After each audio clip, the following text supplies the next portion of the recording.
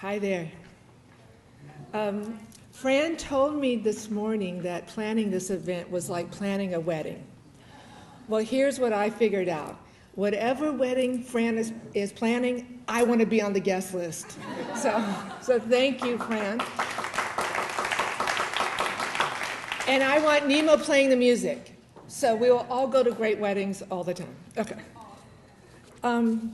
I've been really honored for the last 15 years to work in 15 countries. Some people would say fighting modern day slavery. I would probably say working for freedom. We're talking about real slavery here. Not people who are terribly exploited, which is really, really bad, but we're talking about forced to work without pay, under threat of violence, and unable to walk away. Slavery is not legal anywhere, but it happens everywhere. I'm going to see if he's going to catch up on the pictures, where we are in the pictures, because I'm going to talk to some of them. Okay. Oh, there, that's cool. That was where we were. So it's, and under that definition, there's about 30 million slaves in the world today. They work in illegal gold mines in Ghana, like we have here. They work in restaurants, they work in brothels, they work in homes. They are even here in the United States. But there is a light at the end of the tunnel, and I promise you it's not a train. In fact, Holly's holding one of the lights. She is a light in the anti-slavery movement. But before she became that light, she was trafficked into sex slavery on the East Coast. She knows, we know, that we can end slavery in our lifetime, and it's a great gift we can give our planet. What drives us all is knowing the courage of the people who are in slavery, the courage and the strength it takes to build a future that is better than your past. And these people are willing to do whatever it takes to make that happen. The least we can do is join them on the journey and help them along. Every time one of them says to me, and tells me their story about being in slavery or coming to freedom, they do that at great pain, but they risk that pain because they're courageous, much like Azim just has, sharing the greatest pain in his life, because there's a purpose. And their purpose to sharing their story with me is that they believe and they hope that when people hear their story, that they will prevent other people from going into slavery.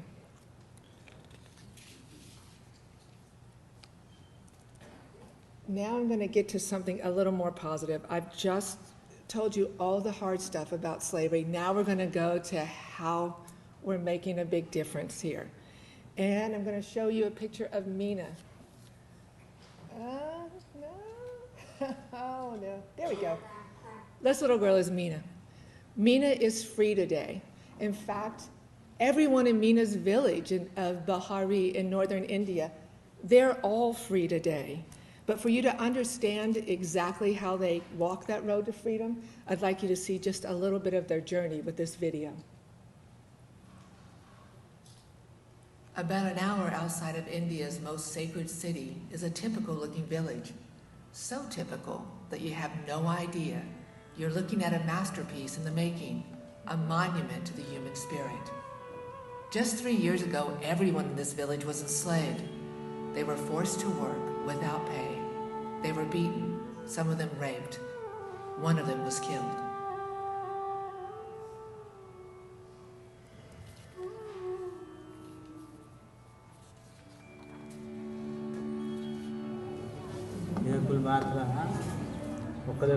We worked 12 to 13 hours a day without any hope of getting any wages. They used to beat us every day.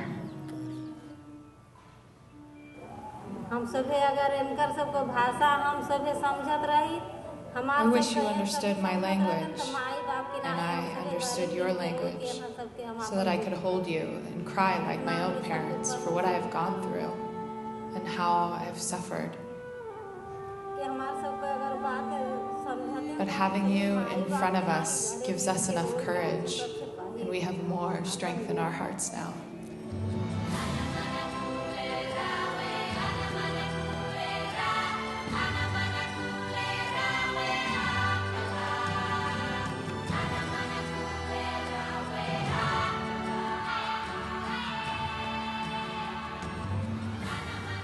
So the families in this video, the families of Bahari, there they all are. They're all free today. And one of the cool things about is the way they walk to freedom and the way they will be free forever. And that's the story I want to share with you, because the family started out in debt, bondage, slavery. And the way that usually happens is that a child gets sick in the family. Someone needs to borrow money. So they go to the richest person around, usually the local landowner, and they ask for some money. And that money is often only $18. We've studied it. There's an average of $18 that they borrow. That money often goes to give medicine to their sick child. But the loans are illegal. It's impossible for them ever to repay the loan. It is passed down from generation to generation. So slavery was all the villagers ever knew. It's what their grandparents knew, their parents knew, it's what their children were growing up in. They may not have used the word slavery because they didn't know that word, but what they did know was that their life was brutal and it was soul-crushing. But today, Mina, we're going to see her again, but today Mina is free. She knows how to read, she knows how to write, and she knows her rights. And because she knows her rights, and everyone in the village knows their rights, they will never be enslaved again. And it all starts with a school. Because as you know, parents the world over will do anything to get their kids an education. The same is true here. So we join people on the ground, other workers, and we slip into these villages and we promise them that we can bring their children a transitional school. That promise is enough for these parents to risk everything, to risk freedom, because they don't know what that looks like, and to risk the thugs of the slaveholders. The parents are understandably frightened.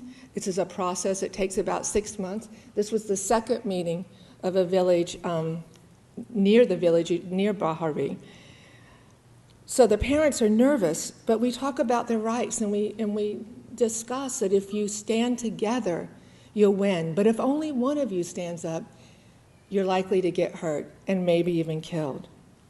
So you see, the school becomes a Trojan horse, and it brings in all the information and the knowledge that the people in the village need to create a new life. They learn about their life, their rights, organizing, accessing systems. The school becomes hope made tangible. It's something real. The shelter, teachers, books, school supplies, hot lunches, even a solar lamp in the village, all of that costs less than $12,000 a year to operate. So the parents in Bahari, they stood together. They worked together. And the slaveholder, he got thrown in jail. I mean, that's a big deal. Can you imagine going from being completely controlled to somehow gaining your freedom and having the guy who did this to you thrown in jail? They used their skills. They started new businesses. Mina's mom says that before they were dead, they may not have been the walking dead. I guess she saw them more as the working dead. But today she says they've been reborn. And Mina's dad, he's gone on to help 100 other people come to freedom. So Voices of Freedom now has 3 of these schools in northern India. At the end of 3 years, the entire village is free in a sustainable way. They're able to make a living and support their families. They're able to help other families so that everything in the area gets better. The schools the children are up to grade point level, and they can then move to local Indian schools. So you can imagine the kind of feeling it is to know that every time one of these schools go in, 100 to 300 people come to freedom. Not only those people, but their children and their grandchildren come to freedom. And that means sometimes those children will have time to even play, and play maybe duck, duck, goose like we're playing here in Bahari. So we believe you have to do this work on the ground with partners who live there, because you can't helicopter in and tell people how to do things. That never, ever works. That's just a dumb idea from the beginning. So we work with great people on the ground wherever we work. And we believe it's important to have that sustainable work done there. But we also believe it's just as important to raise awareness here. Because we know, as in the villages, when we stand together and we raise our voices, the world changes.